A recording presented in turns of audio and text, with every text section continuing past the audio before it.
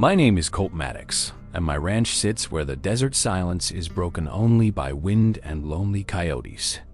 One evening, a woman collapsed at my gate, her dress torn and her eyes empty of any memory whatsoever. I carried her inside, and when I tended the gash on her shoulder, I saw dark ink covering her skin. She had no recollection of her name or past, but her entire back was a map of intricate lines. The tattoo stretched from her neck to her waist, showing ridges, rivers, and a mark labeled Silver Vein clearly. Over days, her memory returned in fragments. Her name was Eliza, and her father was an outlaw named Cain. Cain had stolen a fortune in silver bullion from a corrupt mining company and hidden it perfectly away. Before he was murdered by his partner, Deke Crawley, he tattooed the map onto Eliza's back for safekeeping. She was the only key, but she could not read the map herself because it was on her own body. I traced the ink with a trembling finger, and she shivered, and something electric passed between us instantly. I offered to help her find the treasure and bring her father's killer to justice, no matter the cost. We studied the tattoo by lamplight, sketching every line onto paper, and our late nights drew us closer together. The map indicated a ghost town called Silver Vein, a day's ride across the burning flats and narrow canyons. We set out at dawn with pack horses, water, and a rifle, the tattoo burning in my mind's eye. The trail led us through a rattlesnake-infested arroyo, and I shot one before it could strike her bare ankle. That night, under a blanket of stars, she told me her father was a good man twisted by desperate poverty. She wept, and I held her, promising that we would reclaim his legacy without becoming what he had been. We found the ghost town on the third day, its buildings rotting under the merciless sun and creaking wind. A collapsed saloon held a cellar door hidden beneath shattered floorboards, exactly where the tattoo's X marked the spot. We pried the door open and descended into the dark, cold earth, smelling of metal and old, dry timber. A chest lay in the corner, heavy with tarnished silver bars stamped with the mining company's mark from years ago. But before we could touch it, a rifle cocked behind us and a gravelly voice said, "Step away slow." Deke Crawley emerged from the shadows, a man I recognized from wanted posters, his eyes like frozen river stones. He had followed us, hoping Eliza would lead him to the treasure he had killed her father for previously. Deke sneered. "That map on your back was always meant for me, girl. You just delivered it kindly." Eliza stood tall, her voice steady, and said, "My father hid the silver to expose your greed, Deke." I edged my hand toward my holster, but Deke's rifle swung to my chest, and Eliza cried out sharply. The ghost town wind howled, and Deke confessed to murdering Cain, thinking we would never leave this cellar alive. But Eliza revealed the true secret. The tattoo had a second layer, visible only under the full moon's light. She had already deciphered it the night before we left, and she whispered the hidden instruction into my ear. The silver bars were rigged with a blasting cap trap her father had set for any thief but her. I lunged at Deke, knocking the rifle aside, and Eliza triggered the ancient trap with a thrown, heavy rock. An explosion shook the cellar, burying Deke under a pile of collapsed beams, and we scrambled out into the sun. We stood coughing in the dust, alive and free, and the silver lay untouched still in the smoking ruins below.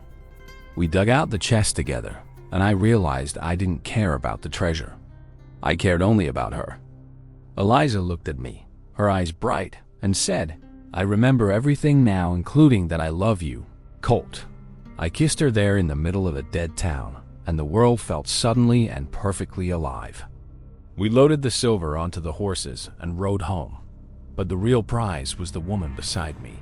The law cleared her father's name, and Deke's body was found, closing a chapter of blood and sorrow.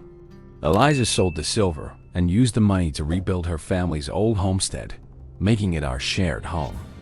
We married in a small chapel with the preacher who had known her father as a boy long ago. She planted a garden of desert marigolds, and I built a porch where we could watch every sunset forever. The tattoo began to fade as if its purpose was fulfilled. but Eliza never needed ink to be my map. Our first son was named Cain, after her father, and he had his mother's strength and his grandfather's honor. We taught him that treasure is not bars of silver, but the courage to seek truth and to love fiercely. Deke's old gang was rounded up, and the mining company compensated the families they had wronged with our testimony. The ghost town of Silver Vein remained abandoned, but we placed a marker there for Eliza's father, a hero. Years passed, and our ranch prospered, not from silver, but from the honest sweat of shared labor and faith. Eliza still traces the faded lines on her back sometimes, remembering the journey that brought her to my arms. I often catch her smiling at the sunset, and I know she is silently thanking her father for the gift. We host travelers now, sharing the story of the map tattooed on a woman's back that led to love. The legend spread, and people come seeking the ghost town, but we tell them the real treasure is home. Our grandchildren sit on our knees, and Eliza shows them the faint ink, a roadmap of a life redeemed. She tells them, the map was not just to silver, but to the man who would help me heal. I grew old with a heart so full it could burst. Grateful for that evening, a stranger collapsed at my gate. Eliza's memory, once shattered, became the sharpest, filled with the names of every grandchild and every joyful morning. We never forgot the darkness of that cellar or the sound of Deke's rifle, but love outshone every shadow. One autumn, we returned to Silver Vein to lay wildflowers on the marker, and the desert seemed to smile. Eliza whispered to her father's spirit, "I found the treasure you really meant, a man of honor and kindness." I held her hand, and the wind answered with a gentle gust, as if Cain himself gave his blessing. The tattoo is now only a ghost on her skin, but our love is etched deeper than any ink could go.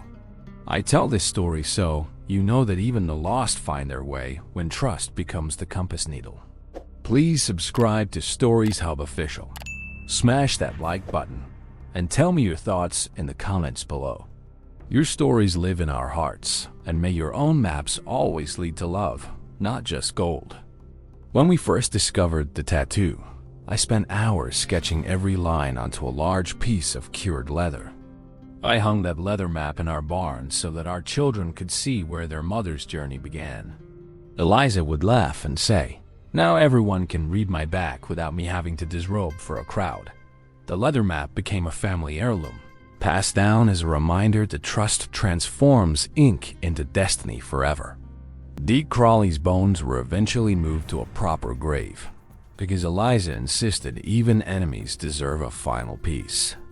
That act of mercy freed her from any lingering bitterness, and I admired her grace more than any silver bar. The mining company, once corrupt, was reformed after a new owner read about our story in a newspaper feature. He came to our ranch and offered Eliza a share of the company's future profits as an apology for past wrongs. She accepted, but donated the money to build a school in the nearest town, naming it Cain Memorial Schoolhouse. Now children learn to read in a building named for an outlaw who loved his daughter enough to become art. I am prouder of that school than any silver we ever dug from that dark, dusty cellar in the ghost town. Eliza teaches there sometimes, telling the little ones that their bodies are not just skin, but living stories of courage. I sit in the back and watch her, my heart brimming with the incredible fortune of our improbable, beautiful life.